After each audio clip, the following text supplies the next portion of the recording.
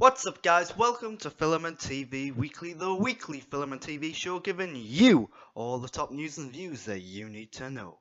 Last Sunday was the Golden Globes Awards ceremony, one of the biggest award ceremonies of the year, and as always there's no legal way to watch it in the UK. Sort yourself out, Golden Globes, although in actuality it's probably more a problem with NBC than the Golden Globes. Anyway, the results were interesting. Spider-Man Into the Spider-Verse won. Hooray! Rachel Brosnahan won. Yippee! The Kaminsky Method won. What? Yeah, that's an odd one. I watched that show. It's not bad, but it's certainly not award worthy. Although Michael Douglas is pretty good in it. Overall, I have mixed feelings about the results, but I am happy for the winners. Do you love love? Of course you do. Do you love death? Who doesn't? Do you love robots? Well, duh.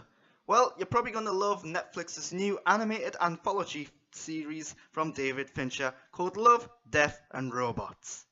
This article is from IGN's Colin Stevens. Presented by directors David Fincher and Tim Miller, Love, Death and Robots comprises of 18 5 to 15 minute episodes. Each show is made by a different filmmaking team from around the world, and they will use varying genres such as science fiction, horror and fantasy. Also, each episode will have a distinct animation style and look, ranging from classic hand-drawn 2D to modern 3D CGI.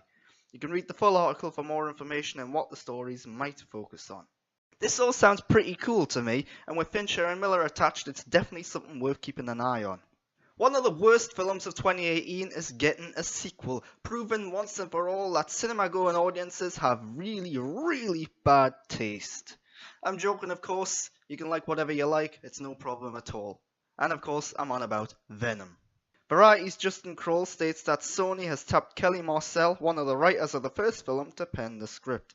There's an unannounced Marvel Sony film releasing in October 2020, so one has to assume it's this sequel. But that wouldn't give them too much time to make the film, so maybe not. In all honesty, I haven't actually seen Venom yet, and I don't particularly want to.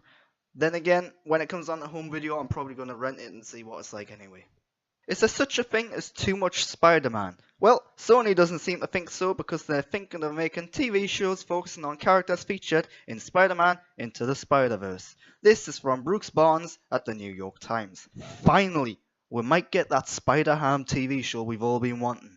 With a sequel to Into the Spider-Verse already in development and a Spider-Woman film in development, you have to assume these TV shows might focus on other characters. But maybe not. Maybe we'll get that Gwen Stacy TV show that I think will be really cool and interesting to see.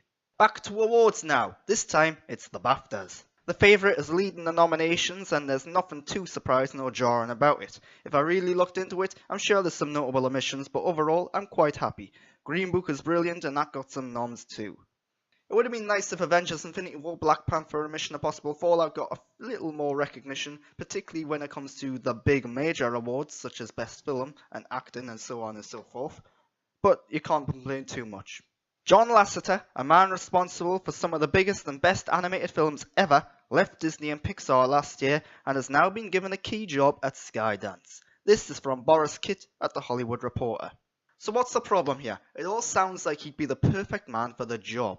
Well, the problem is that he left Disney and Pixar last year after having been outed because of his misbehaviour, sexual misconduct, and so on and so forth, all controversial stuff.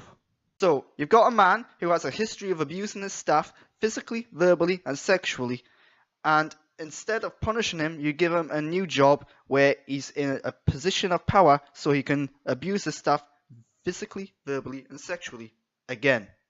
How bizarre is the world in which we live in?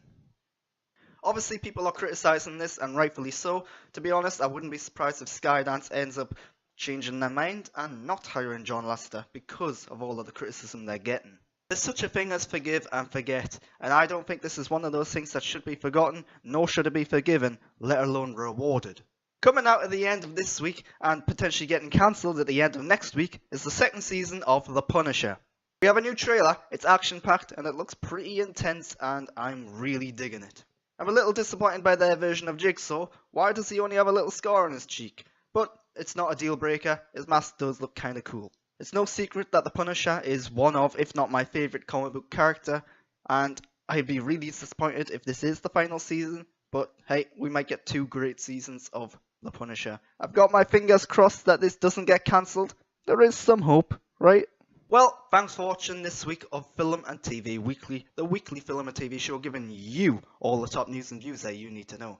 I've been your host, Grant Burton. You can follow me on Twitter and Instagram at @the_Grant Burton, or you can subscribe to my channel, give me a thumbs up, leave a comment, some feedback down below. If you've got topics, questions, concerns, let me have them. I'll see if I can address them in the next episode or throughout the week whenever I've got the time. Also, check out some of my other content, film and TV reviews. This week I'm reviewing Green Book and Searching, both of which are pretty good films. So check those out. I've also posted new videos about me personally, giving you an insight of who I am, and I've posted something about what content you should expect from me in 2019. So I hope you're having a happy new year, but until next time, that's all I've got. So thanks for watching.